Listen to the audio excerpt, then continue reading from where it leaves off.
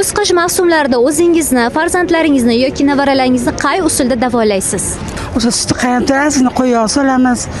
Oyoqlarni tegsa, yo'tdan setka qilamiz. Limon bilan asal chaqib beraman har doim. Ko'proq kuz piyozlardan, sariq piyozlardan murishlar qo'shib, qato'lar qo'shib, limon choylar ichamiz, na'matay damlamalar. Limon birinchi o'rinda. Aha.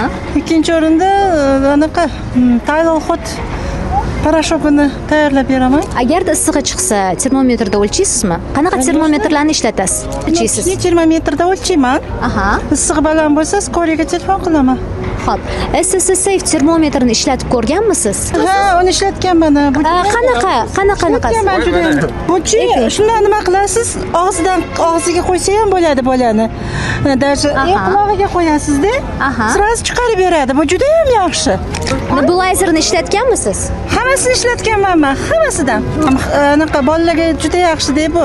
Hozirgi usulda mana hozir ayni mavsumda shamollash paytida yotanlarda обязательно ingalyatsiyadan foydalanamiz. Ingalyatsiya qanday ingalyatsiyadan foydalanasiz? Meniki doktor Panda. O, doktor Panda, insonlarga maslahatingiz minus yoki plus tomonlari? Plus tomonlari ingalyatsiyada ko'p foydali joylari bor. Albatta bitta insulin dekasan solaman. Shunda yotanlarni 3 kunga ham borib tuzaladi-da. Bolajon ingalyatsiyadan qo'rqib ketmaydimi? Yo'q, umuman qo'rqmaydi. O'rgangan o'sha, yaxshi. Qo'rqmaydi. Rahmat kattakon, kasal bo'lmang, salomat bo'ling.